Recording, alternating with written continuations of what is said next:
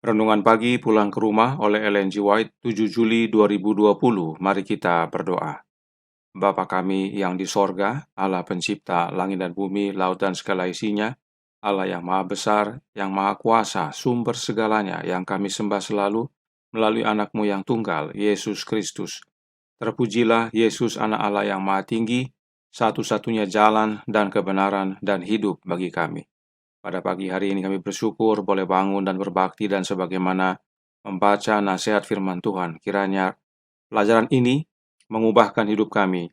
Kami menjadi baru dalam Kristus. Beserta kami sepanjang perbaktian ini kehendak-Mu yang jadi. Ampunkan kami akan dosa dan salah.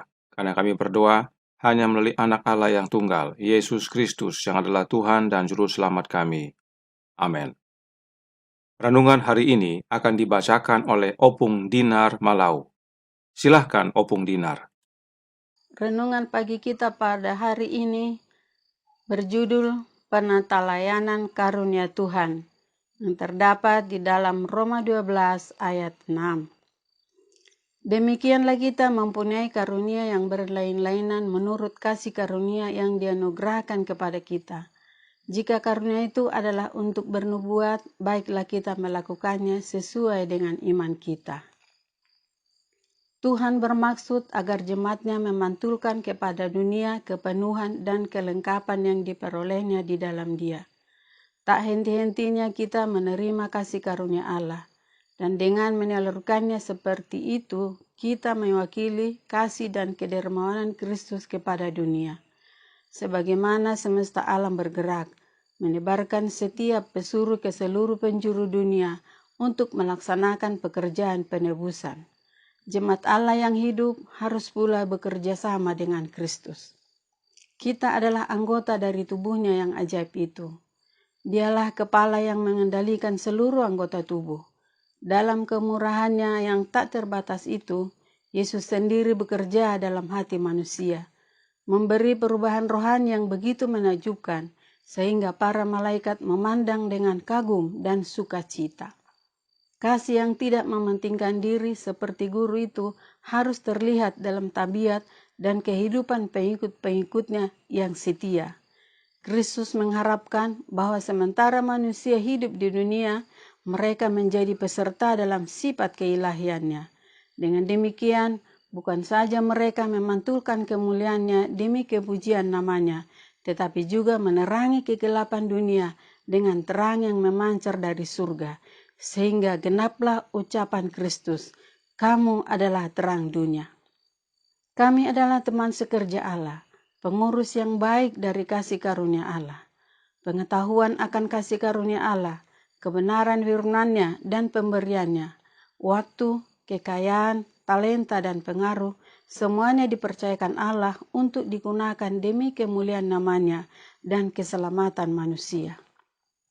Bila mana ada dorongan hati yang penuh kasih sayang, kemanapun hati itu menjangkau untuk memberkati dan mengangkat orang lain, di sana akan dinyatakan pekerjaan Roh Kudus Allah. Di tengah kekafiran, orang yang tidak mengenal hukum Allah yang tertulis, yang belum pernah mendengar nama Kristus, telah menunjukkan kebaikan hati kepada hamba-hambanya, melindungi mereka dengan ancaman bahaya kepada nyawanya sendiri. Perbuatan mereka menunjukkan adanya kuasa ilahi yang bekerja. Roh Kudus telah menanamkan karunia Kristus dalam hati orang yang liar, membangkitkan kasih sayangnya yang berlawanan dengan sifatnya, berlawanan dengan pendidikannya. Terang yang sesungguhnya yang menerangi setiap orang sedang datang ke dalam dunia, bersinar dalam jiwanya, dan terang ini jika diperhatikan akan menuntun kakinya kepada kerajaan Allah. Review and Herald, Desember 24, 1908. Terima kasih atas penata layanan Opung Dinar Malau. Tuhan Yesus memberkati. Saudaraku dalam Tuhan, kita adalah anggota tubuh Kristus dan Yesuslah kepala yang mengendalikan seluruh tubuh. Perhatikan kata mengendalikan. Yesuslah yang mengendalikan tubuhnya dan bukan oknum lain. Roh Nubuat melanjutkan penjelasan tentang Yesus yang adalah kepala dari tubuhnya. The Review and Herald November 3, 1904, paragraf 3 menjelaskan, hanya melalui iman dalam nama Kristus, orang berdosa dapat diselamatkan. Dia adalah kepala dari ciptaan baru. Dia adalah jalan, kebenaran, dan hidup. Dia adalah nabi, imam, dan raja dari semua umat manusia yang dilahirkan kembali. Dia adalah Immanuel, Allah beserta kita. Tubuh yang dimaksud bukan sekedar tubuh, tetapi tubuh dari ciptaan baru. Artinya, kita yang mau menjadi bagian dari tubuh Kristus harus menjadi ciptaan baru terlebih dahulu, yaitu melalui kelahiran kembali. Jadi, Yesus adalah kepala dari tubuhnya, yaitu umatnya yang telah mengalami kelahiran kembali menjadi ciptaan baru. Nah, bagaimana caranya untuk lahir kembali menjadi ciptaan baru? Manuskrip Releases volume 16 halaman 342 paragraf 3, Nyonya White menyatakan, Kristus berkata, sesungguhnya jika seorang tidak dilahirkan kembali, ia tidak dapat melihat kerajaan Allah. Dia yang hanya memiliki agama emosional dikendalikan oleh roh lain, bukan roh Kristus. Mau lahir kembali, harus dikendalikan oleh roh Kristus. Hati-hati dengan ajaran yang menyatakan bahwa yang tinggal di dalam hidup kita adalah roh oknum lain yang bukan Kristus. Kehidupan agama yang dikendalikan oleh roh oknum lain ini hanyalah emosional. Lahir kembali hanya di dalam Kristus, dan itu dengan memiliki rohnya Kristus. Nyonya White lanjutkan dalam Science of the Times Februari 24 tahun 1890 paragraf 3 yang berbunyi, setiap orang yang adalah ciptaan baru di dalam Kristus Yesus akan memiliki motif tindakan yang baru dan lebih tinggi karena roh Kristus di dalam akan mendorong perbuatannya. Semakin jelas, untuk menjadi ciptaan baru kita harus di dalam Kristus, yaitu dengan menerima rohnya yang kudus, roh Kristus. Sebab di luar Kristus kita tidak dapat berbuat apa-apa. Ini semua Nyonya White tulis berdasarkan Alkitab. 2 Korintus 5 ayat 17 menyatakan, jadi, siapa yang ada di dalam Kristus, ia adalah ciptaan baru. Yang lama sudah berlalu, sesungguhnya yang baru sudah datang. Paulus dengan jelas menuliskan, di dalam Kristus kita menjadi ciptaan baru. Tidak heran Paulus sendiri bersaksi, namun aku hidup, tetapi bukan lagi aku sendiri yang hidup, melainkan Kristus yang hidup di dalam aku. Galatia 2 ayat 20. Karenanya, menurut Alkitab, bagaimana caranya Kristus tinggal dalam hidup kita? Kita baca 2 ayat berikut ini. Galatia 4 ayat 6. Dan karena kamu adalah anak, maka Allah telah menyuruh roh anaknya ke dalam hati kita yang berseru, ya Aba, ya Bapa. Bagaimana roh anak Allah tinggal dalam hati kita? Efesus 3 ayat 17 menjelaskan. Sehingga oleh imanmu, Kristus diam di dalam hatimu, dan kamu berakar serta berdasar di dalam kasih. Inilah penjelasan Alkitab tentang bagaimana caranya Yesus tinggal dalam hidup kita, dan kita menjadi ciptaan baru.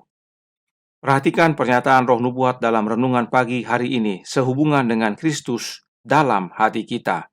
Ulang ke rumah halaman 204 paragraf 1 berkata, dalam kemurahannya yang tak terbatas itu, Yesus sendiri bekerja dalam hati manusia, memberi perubahan rohani yang begitu menakjubkan, sehingga para malaikat memandang dengan kagum dan sukacita.